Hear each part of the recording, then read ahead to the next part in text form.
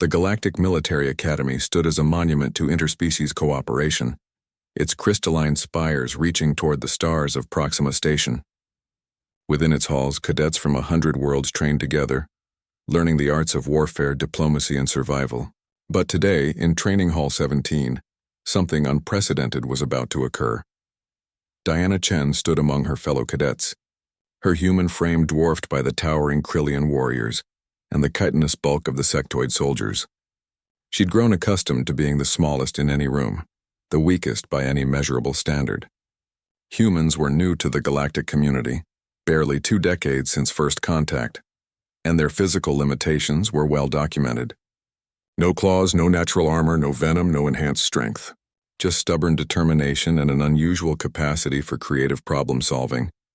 Instructor Vextal, a distinguished Krillian with silver-tipped scales denoting his veteran status, stood before them with a containment unit. Inside, something growled, low, primal, and decidedly unhappy.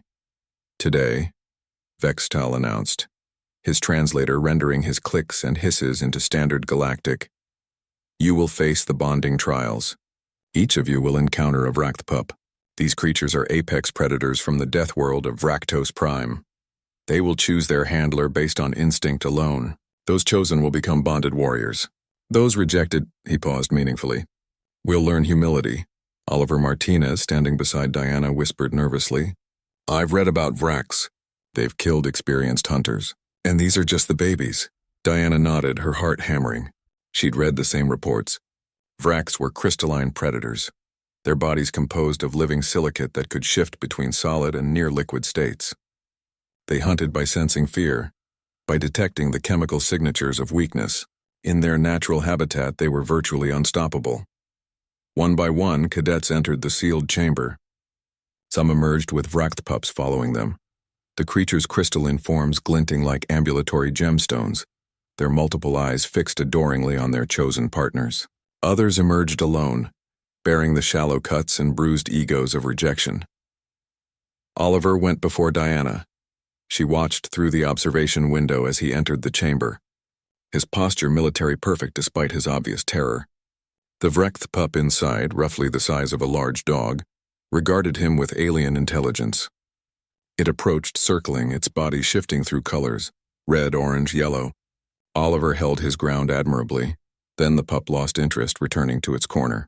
Oliver exited, disappointed but unharmed. "Cadet Chen, you're next." Diana entered the chamber, hearing the heavy door seal behind her with an ominous finality. The room was bare except for the Vrachtpup in its center. As her eyes met its multiple crystalline orbs, she felt the weight of its attention like a physical force. The creature's body cycled through colors rapidly.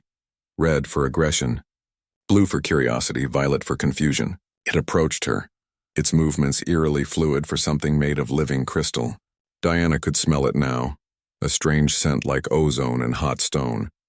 Then it did something unexpected. It stopped cycling through colors and turned pure white, a shade the briefing materials had never mentioned. Outside, Instructor Vextal's eyes widened. "Impossible," he breathed. The Vrachtpup touched Diana's leg with one crystalline appendage. Where it made contact, she felt warmth and something else, a presence in her mind, young and curious and utterly alien. The creature was attempting to bond, but not in the normal way. It was trying to communicate. Diana knelt slowly, extending her hand. The pup's surface rippled, and suddenly she understood. It wasn't sensing fear or weakness. It was sensing something else entirely, something uniquely human. The creature had encountered hundreds of species in its genetic memory, all of them naturally armed, naturally dangerous.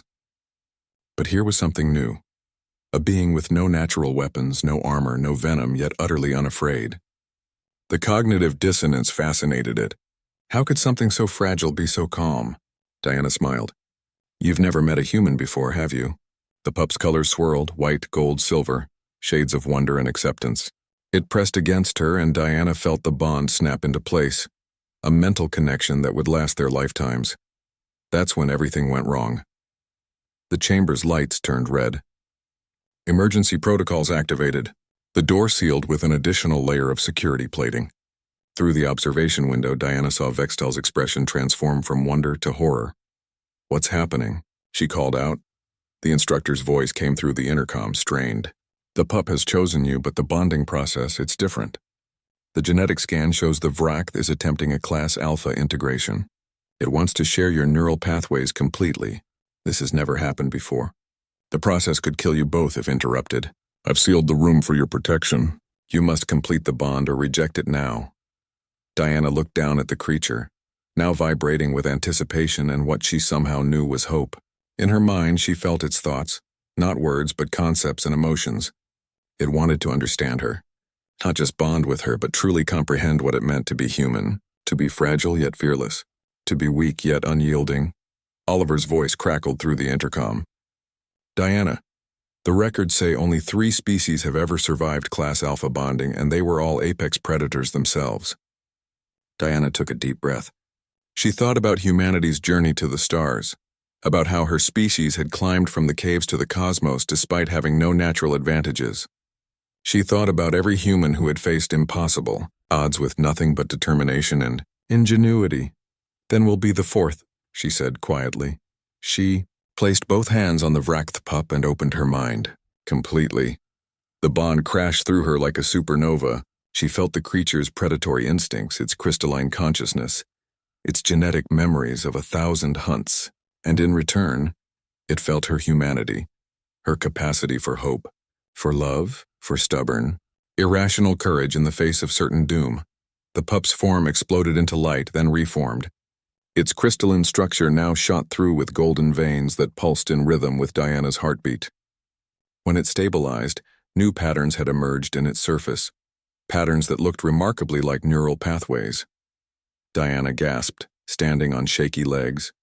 Her Vrachthe, stood beside her. Its color settled into a steady pearl white with golden undertones. In her mind, she felt its presence, no longer alien but familiar. A partner. A friend, the door unsealed. Instructor Vextal stood in the doorway, his expression unreadable.